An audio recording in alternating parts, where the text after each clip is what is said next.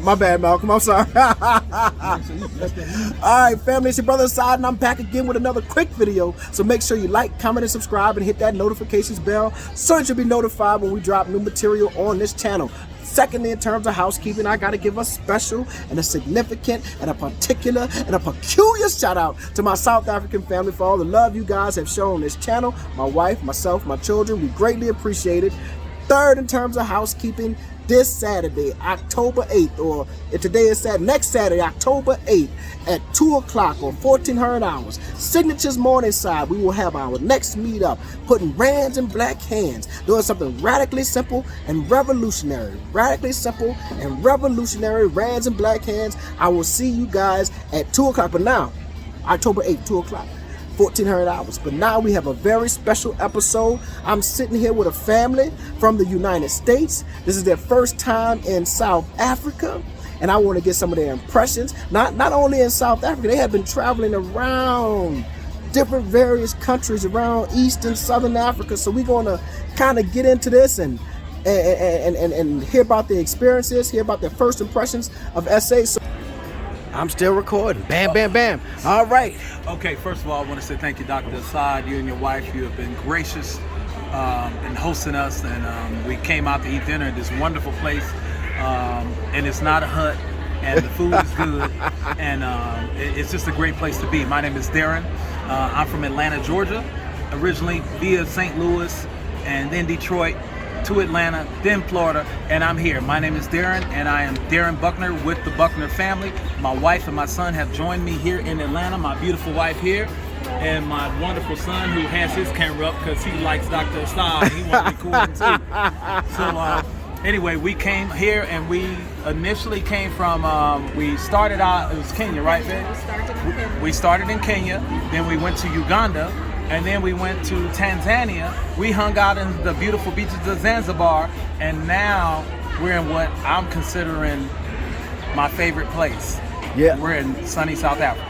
Man, and I heard you just say my family came with me from Atlanta, but I think you meant to say came with you to South Africa, but maybe it's that feel.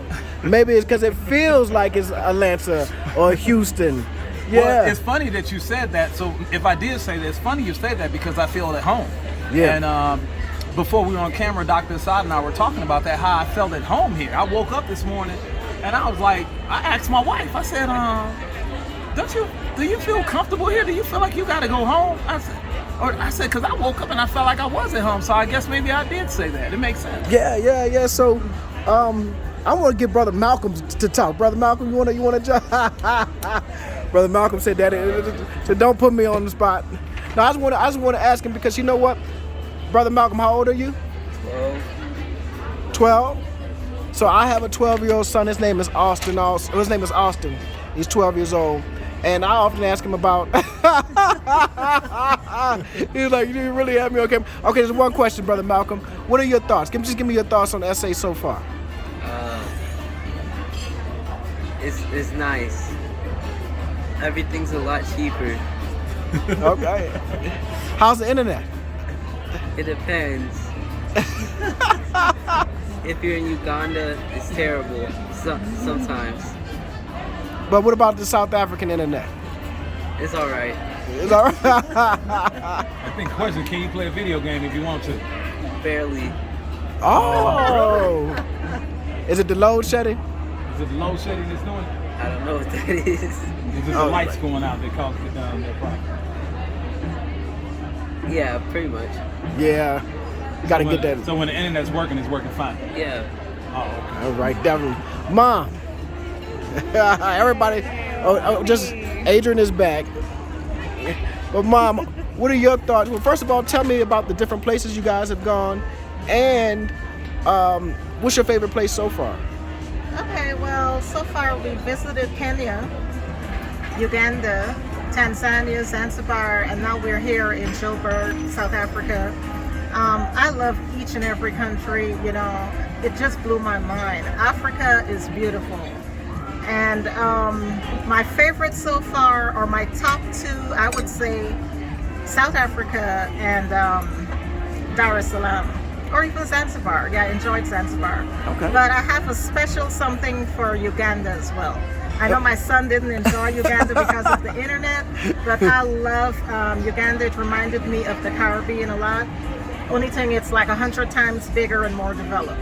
Oh, okay. But South Africa is definitely beautiful. It's a place, it's unbelievable. It's a lot like the U.S. in terms of infrastructure and, you know, the buildings, the people. You know. And the funny thing is, we were driving down the streets yesterday, and I noticed there was a white guy on the street begging. And I had to pause for a moment. I couldn't record it because it caught me off guard and we were driving by. But I'm like, here, I came all the way to Africa to see a white man begging in the street. It's just not something that we see in the U.S. too often. I remember she said that. She said, "Man, did you see that?" Yeah. I said, "What?" She said, "It was a white man sitting up begging in Africa in the middle of the street."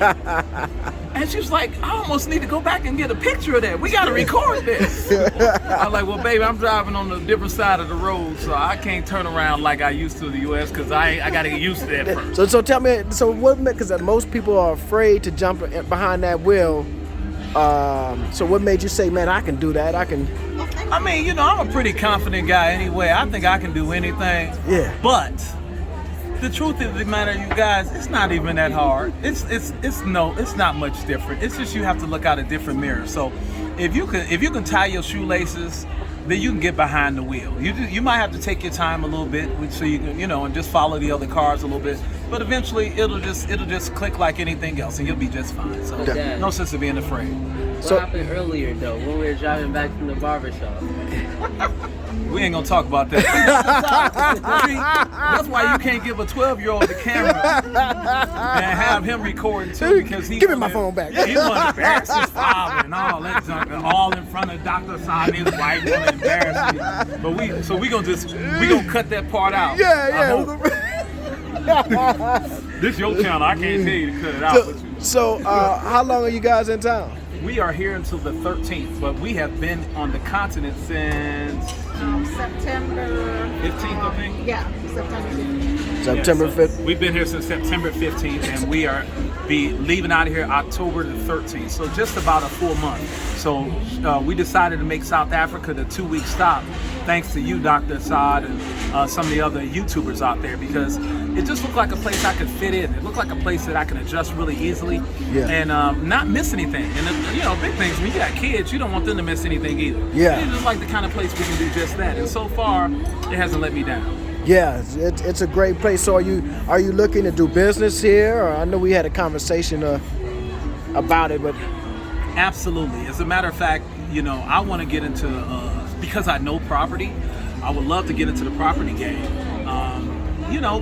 We'll see how it plays out. It's about meeting the right people, and maybe if I run into the right person that has property, knows about property, knows about laws and whatnot, and the right attorneys to get me onto some of these properties and, you know, do business the right way, and hopefully even team up with some, maybe even some fellow Americans, but definitely some of the locals. I would love to team up with some of those folks and see if we can get some business going and hopefully make a move and get the heck out of America. Yeah, I'm telling you, it's gonna be rough to go back, brother. After you've been on the continent a month, it's gonna be rough to go back.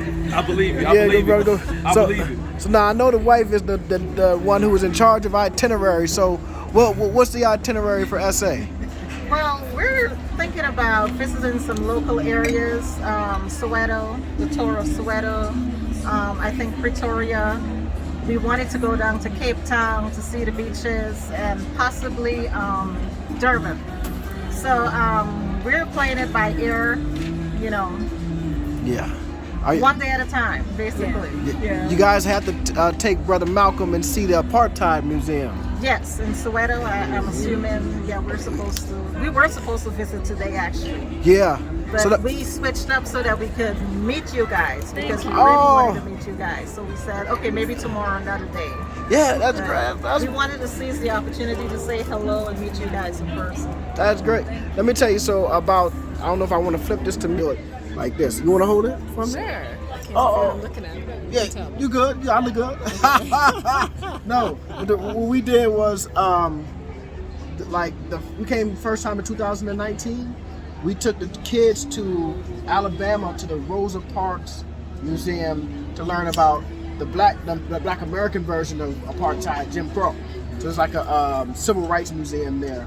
And then when we got here, we took them to the apartheid museum so that they can formulate these ideas in their head and see, like, you know, the similarities and differences or whatever have you between American Jim Crow and South African apartheid. So I think that would be absolutely. But Dr. Assad, wait, hold on. You telling me after all the stuff I done heard about Africa, you telling me they got museums? yeah, man.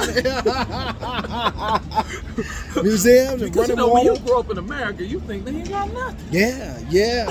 I mean, so often we get those. Let me see. Maybe I'll do it like this.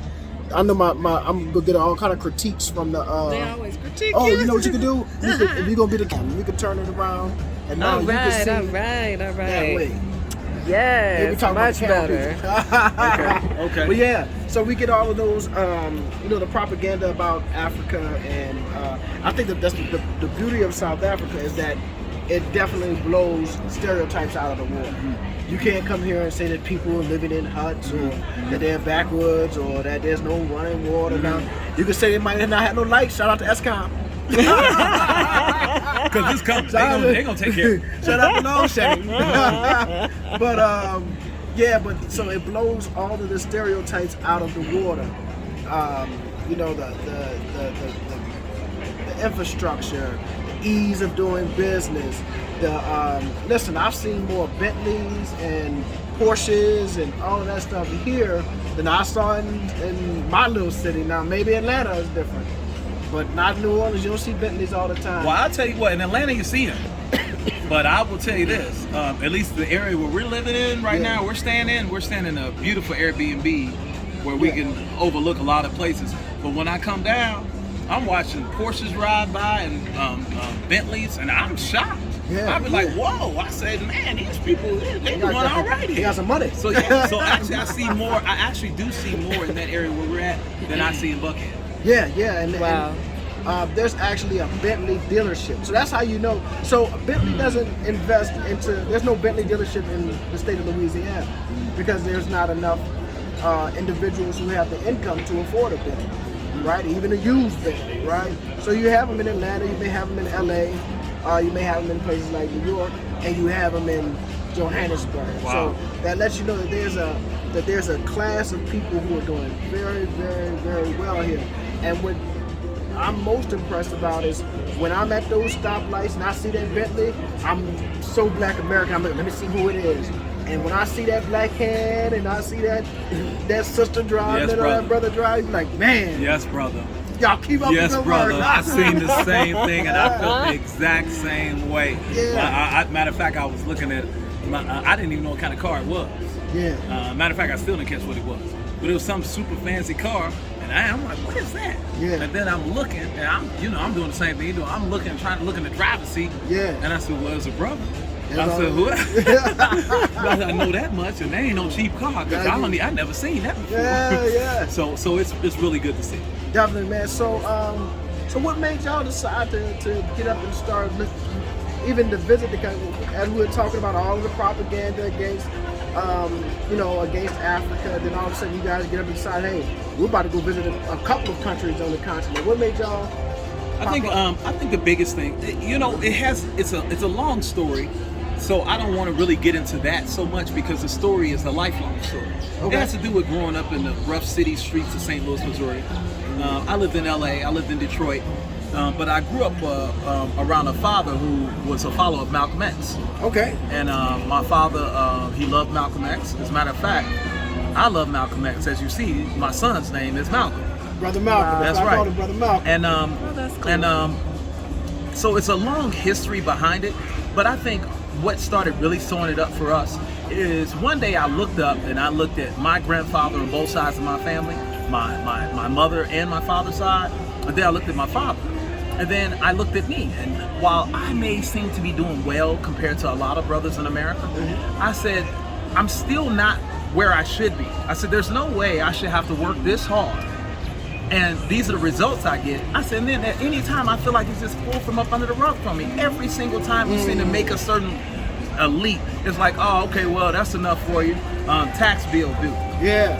the economy gonna change. We're gonna hit a recession. Yeah. It's gonna be something. Or I remember back in Detroit, I had a big glass block company, American Glass Block, and guy gonna tell me flat out, it was a little white guy, he gonna tell me, oh, we don't sell glass block to, well, I ain't gonna say the word on your channel.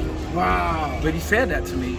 And these are the things that I thought about. I said, I don't want my son to have to go through these same things. He shouldn't have to go through this, Dr. Sa.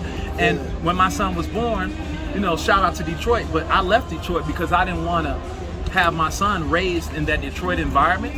And we moved to the suburbs of Atlanta. Yeah, things were a lot better. Yeah. For me and my daughters who are now grown now. Yeah. But I had to take another step. The same way I left Detroit, I started thinking like, I might have to leave the country to make sure my son really gets the opportunity and the lifestyle he deserves. And that's how we came on this mission to head here. Because my wife, she's more on the Pan-African side. She's from Guyana in South America, and she loves her people. And she can't see how it could be so bad, because a friend of mine, Mustafa, said one time, he said, man, anything they tell you is likely the opposite. And you know when I say they. He said, anything they tell you is likely the opposite. So go check it out for yourself. Right. And that's what we decided to do. So we just leap of faith. We start looking up plane tickets, and we start picking countries. And then my wife said, you know what? You just pick them, and I'm going. That's where you got a good wife, you know. Yeah. So you pick them, I'm going. I'll plan. Yeah, that's her, the pretty one. I'm sorry. Yes, film it. And I said that's cool. She said, yeah. She said, I'll go ahead and plan what we're gonna do when we get there, the itineraries. And so that worked out, and we ended up, like I said, that's how we ended up in Kenya first, then Uganda, and then Tanzania, Zanzibar, and then here. So like I said, it's a long story, and the story is really just beginning. And from what I can see right now, meeting you here and meeting other African people around the continent, even people on the plane and whatnot, I can see that this story really is just beginning. And when I say it's just beginning, I ain't even talking about myself. I'm talking about the little boy over here, the 12-year-old. And the opportunity and the lifestyle that he can be offered. And it's the one he deserves. It's the one he deserves. Right. I'm gonna tell you, he may not, Brother Malcolm may not understand it now, but when he's 25 and 30, and he'll understand the sacrifices that Dad has made to give him, not only him a better life, but his children and his grandchildren a better life. And that's why we're here. You know, Austin and Aiden, we want to make sure that we can provide for them the type of opportunities that we were not able to provide in the United States. Yes, we can give them quote unquote normal middle class life, right? But then they have to constantly shrink themselves in certain places where racism and white supremacy rears its head, right?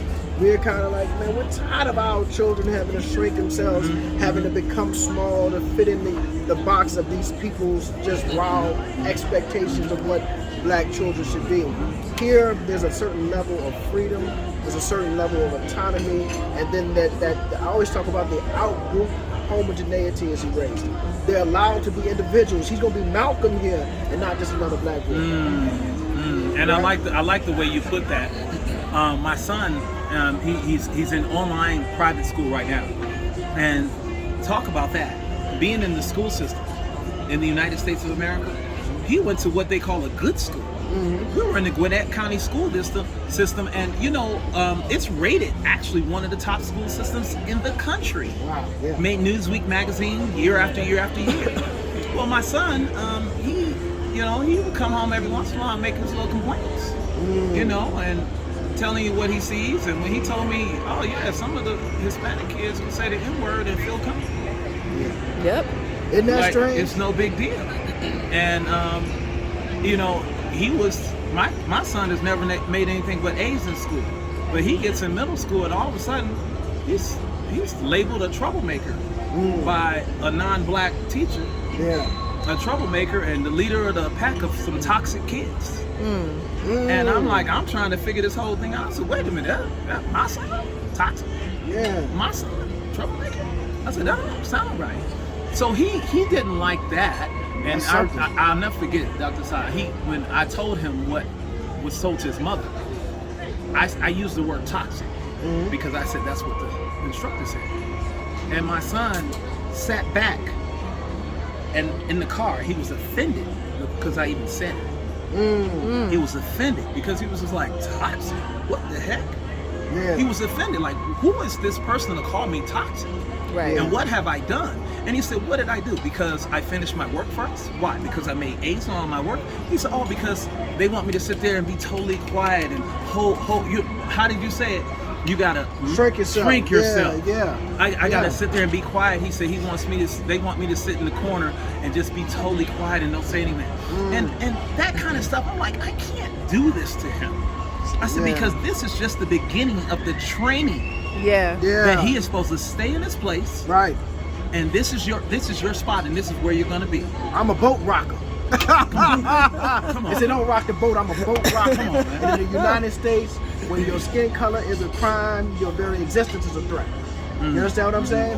So I didn't want my children to face that. No. Especially big brothers like us. Right. You know, I'm a big size on you. dude. My son, he's 12 and he's tall already. Yeah. I know he's gonna be as big as myself, my father, my uncle. He's 6'4", walking around 230, 240 pounds. We're a threat when we walk in the room. And I know you know what that feels like. Absolutely. I can remember this story. We'll get back to talking about SA, but I remember turning about 12 and 13, and my mom, we grew up in a neighborhood that was predominantly white, right? And she said, she kind of gave me this talk like, they're not gonna look at you the same anymore. You're not just a little kid running around the neighborhood playing. Now they're gonna see you as a man, and the treatment will be different. I don't want to give them type of speeches to my children. I don't want to constantly have to break their spirits. You see what I'm saying? Be who you are. I want to have to reshape your individuality and your personality and your who you are. Now I may break the spirit because you ain't make your bed. Right. I'll definitely or you break didn't the do what spirit. your mama said. Yeah, right. But it's not gonna be because society is forcing me to break the spirit. So, but and I think that's the beauty of coming to SA. As we were sitting out here today, and it's kind of clearing out over here, but we looked around and there were so many faces that reflected us. Oh man. You know, I love it. and that's important. Even when I walk in the grocery store, Dr. Side. Yeah. I walk in any grocery store. I walk in a pharmacy. And I see even the guy behind the counter at the pharmacy, Right. and the guy getting his prescription. I see him, Right. and then I see the girl outside, even the security guard, Right. and everybody look like me. Right. I'm not saying there ain't none of them here, because there are. Right. But as far as the numbers go, Yeah. it's obvious who's here, Yeah. and it's obvious that they look at me as a man, just a guy. Yeah. I don't feel out of place. I don't feel like we walk into this nice restaurant that we're in. And if I was in America, there's some places in America you walk in a restaurant like this, and everybody stops and they looking at you. Stop, yeah. Like the DJ stopped playing the music. They're wondering why are they here? Oh, that's interesting. Exactly. So, but here it seems like I can go to any kind of restaurant. At least that's what I'm gathering so far. Yeah. And I got the same thing I noticed in Dar es Salaam. You can go to the high-end restaurant and you're a guest. And what would you like to drink? And that's it. That's because of like I said, in the United States you have out-group homogeneity. You're all seen as just one person. So whatever the black boy did on the news, whatever bank or store he robbed, that is a reflection on the entire group. Here it's impossible to have that because it's 80% of the people look one way. So it would just logically it would be such a falsehood to say, well, all of us do this. So now you are allowed to be an individual. And that is the most best. That's what I think that most black Americans have never experienced, to be an individual. I didn't even know what it was like until I got here. Yeah. I got here, and even when we were in, let's say, Uganda or wherever, Kenya, and first of all, I like the fact that it was natural for them to start speaking to me in their native tongue. All the time. Yeah. It was natural because it wasn't like, you ever had when the mother folks come at you and trying to talk to you like they you. Yeah. Like, what's up, bro? Yeah. You all right? Yeah. Condescending. Yeah, and here you don't. That's not the kind of thing you're going to experience. Yeah. At least what I could tell. Yeah. I run into a brother here, and he's talking to me in Swahili, if I'm speaking of Tanzania and Swahili right now, and here they're talking to me, and we're in the barber shop. I went and got my hair cut, got the fresh cut. I hope I'm looking good for the camera. I need to go get mine. By the way, they take care of you at the barber shop. That's story for other days. We'll let that be another story. But the brothers just kicking it with me. Yeah. Like, man, it's all good. And I didn't feel any tension. Yeah. It's all brothers in the barber shop. Every restaurant we go to, and my wife noticed the same thing. She said, these people don't seem to yell. And they don't seem to argue very much. Yeah. She said, and even if you could tell they're talking about something, she said, it doesn't seem like they're really angry. She said, it comes off like, yeah, we having a conversation. She said, you can tell it might be a disagreement. Yeah. She said, but it's no like, I'm yelling and screaming at you. Yeah. I haven't experienced any, like, and I knock on wood. I hope I don't ever knock on wood. But I hope I don't experience. But I haven't experienced any like outward, like violent outbursts or anything. And it's strange because in the States, particularly, I won't say the States because a lot of times people will get on the comments and say, well, it's not like that in my city. So in my city, right, New Orleans, that is known for being violent. When you go and you to an event and you see a whole lot of black people, you begin to start thinking to yourself, okay, I need to be on guard because something might go down. I need with my pistol at, or where's the door for escape or whatever have you. Wow, you know what? It's funny, Dr. Assad. Even my son actually said that. I think it might have been yesterday, and he's only 12. And he said, you don't feel like you have to get ready to escape or somebody might shoot the place up. Right. He said, you just don't get that feeling. Just don't get it. So I think that's something that's very telling. Yeah. So for people who are even thinking about like, oh, I don't know about Africa, man, you can get that out your head. It's the place to be. Yeah, you might as well just come. Like us. Yeah. Oh, that's the go. Get. Please explain. Wait, you might need to say it again. All the countries I've visited so far, speaking and interacting with the locals, it is evident that they like us. They enjoy meeting and interacting with African Americans. Yeah. And they said, why wouldn't they like us? Because you always hear, oh, they don't like you. Africans don't like African Americans. You do hear that a lot. Diaspora, but that's not true. They welcome you. They're very warm. They're very open-armed, soft-spoken, loving, warm people. Yeah. At least that's what we've experienced so far. So. Definitely. Indeed. Definitely. So, Brother Malcolm, you got something you want to say? No. Well, shout out to the brother with that great name that he's carrying. There's a lot of weight that comes with that name, Brother Malcolm. But I do want to piggyback on that, and we could probably, because we're about 27 minutes in. If you've been watching this long, you know what I say. You're a soldier.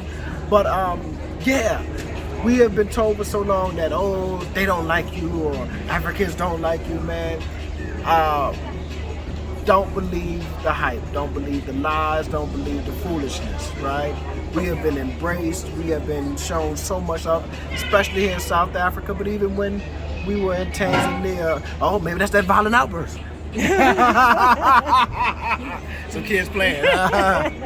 But so the love has been real, man, and y'all already know we really appreciate it. So this won't be our last interview with this family. We're going to kick it with them tomorrow. They hit us at 13th? Yeah, we'll get back. Oh, here come D. He went to the bathroom. So we won't give him the final words. Yeah. Come get your final words in, brother. And then he can share about that YouTube channel. Yeah. Well, you know what? The thing is, the YouTube channel is actually, I think it's just my name right now. But I'm sure...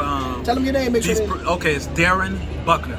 Darren Buckner. Buckner. Now, I'm going to have to change the name now since I got with some professional YouTubers. They probably going to tell me, look, you got to change the name like this to make the algorithm do this. But hopefully they'll give me a shout out later on once I let them know the channel is up and running. Yeah. And I'm sure they will because they're good folks. As far as a final word, you guys, if you even are thinking of considering, just buy the ticket. Right. It don't cost that much. Buy the ticket. I know y'all out there eating dinner. You bought you some new Gucci and all that kind of good stuff. Buy the ticket, and if you got kids, bring them too. Because you know what? You can't really pay for an experience like this. Yeah. This is priceless. and what my son is getting out of this, and even me at 50 years old, and my wife, and her young, beautiful self. We couldn't put a price on this, and I'm glad we're here with you guys, and I appreciate it, and I appreciate you guys showing us a little bit, and I'm hoping, Dr. Assad, I'm hoping that my wife agrees and we make a move, because I really don't even see a reason why I couldn't. If I can move from Detroit to Atlanta, why couldn't I do this? Right. Right. Right. Well, you know, if you go to any black community in the United States, and you go to the corner store, it's owned by Arab or Asian, and they done move from Iran, or they move from Saudi, or they move from China. And Bangladesh, sometimes Pakistan. you go get your nails done, the people don't even be speaking English. They don't even know how to, but they made their move to better their family. Absolutely. To say we want to go here and do what we can do to better our family for the next foreseeable generations, and we need to do the same. So, all right, family, look, we'll be back October 8th.